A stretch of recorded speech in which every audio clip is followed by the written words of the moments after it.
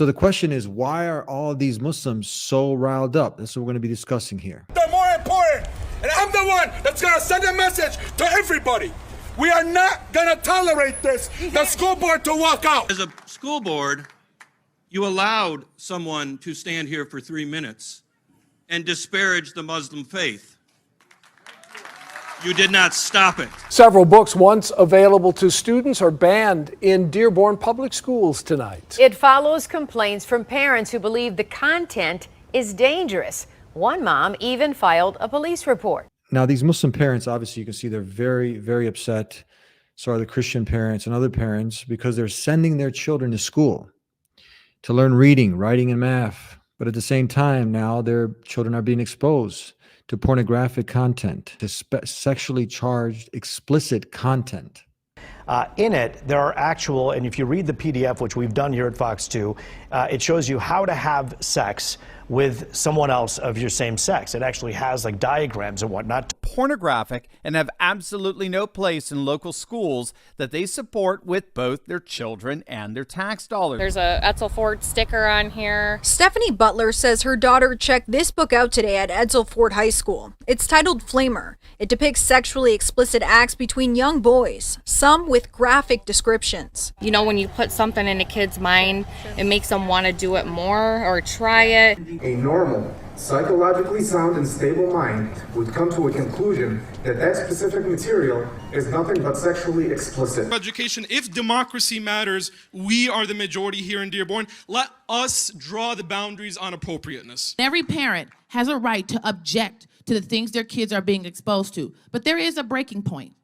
And the breaking point is this: the fundamental existence of school is not to learn about sexual pleasure, not to learn about new sex acts. The fundamental purpose of school is to prepare our kids to be successful adults who can go off and have careers.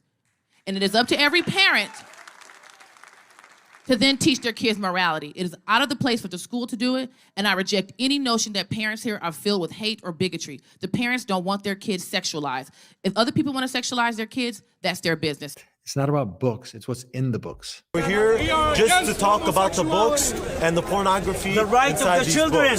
I have to say, I looked up some of these books, and like you said, I mean, if you can't show this on the air, then it should not be in a 10-year-old's classroom. Now, there's a few issues here I just want to touch upon, because if these books were at the same time covering on 101 ways that a husband can have his wife, please excuse the language, have an orgasm, this would also be something that the Muslims, Christians, I'm sure, and other God-conscious people, morally upright people, would object to.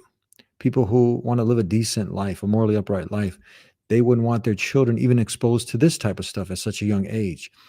At the same time, if there was explicit content showing how a husband, even though we know this is something that's forbidden in Islam, but if there was something of this type of nature where it was showing a husband having sodomy with his own wife, this would be something. And if they were showing this to the children, a how-to manual, this would be something that the Muslims, and I'm sure probably Christians also, would be protesting.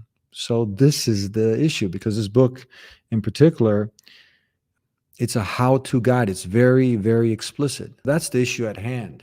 It's one thing you're keeping your private affairs in your bedroom to yourself, but now the same objection, even if these books were about husband and wife action or man on woman action, pornography, this would be something that would obviously be protested. We wouldn't want our children to be exposed to these things. So I want you to imagine if you had an individual who came to a children's park and that individual was showing this book and all the explicit content that it had in there to children at the playground, what would happen to this individual? He'd probably get charged and arrested. So what difference is it if it is by a teacher in a school showing these explicit things to a young child? It's nonsensical. It makes no sense. So these things are not being approached logically, scientifically, godly, religiously. As a queer person who has always had to fight for their right to exist, I am sick and tired. these things are being emotionally driven, and people who object to this are labeled with certain labels. So board members and other people, I'm sure, who also know that this is very distasteful. This is corruption. This is something that our children, should not be exposed to. They're also scared to speak out because they fear the repercussions of being labeled certain derogatory names and possibly the repercussions for that. But when you see Christian Muslims here uniting, they're forced to be reckoned with. So other communities should take example, because this is something that's happening in other cities. So this is a great opportunity for more Muslim and Christians to really work together and to show their cooperation in this area, and to stand up within the law, to stand up and speak out against this. The other thing I just wanted to touch upon is this is a great opportunity for those Muslim politicians. There's some very loud voices out there who have been known to support certain causes and to step up. This is a great opportunity for them to step up for these parents' rights, to be heard, to come out and to speak up. Also, organizations such as CARE and others, this is a great opportunity.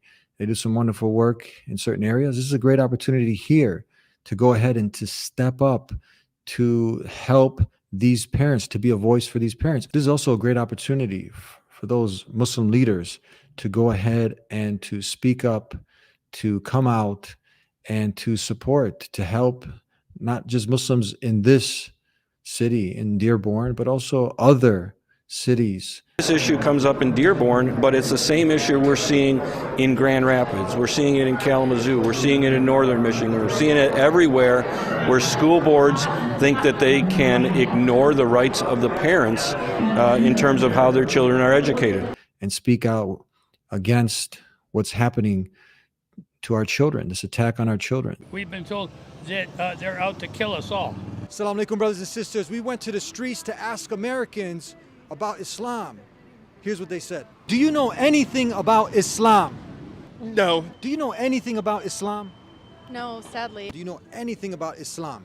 Not really. Do you know anything about Islam? No, sorry. Do you know what Islam means? Islam? No. We've been told that they're out to kill us all.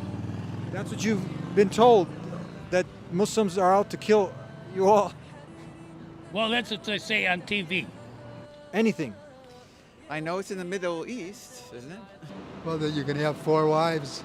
Brothers and sisters, as you can see, there are so many Americans who don't know about Islam. We need your help to change that. Help us to build the Dean Center, the first mega Dawah center in America. Click the donate right now. May God Almighty Allah reward all of you.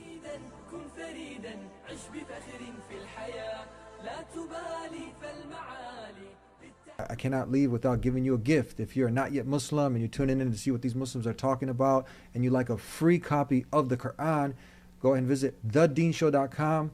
We'll take care of the postage and everything and get it delivered to you. And if you still have some questions about Islam, call us at 1-800-662-4752. We'll see you next time. Until then, peace be with you. Assalamu alaikum.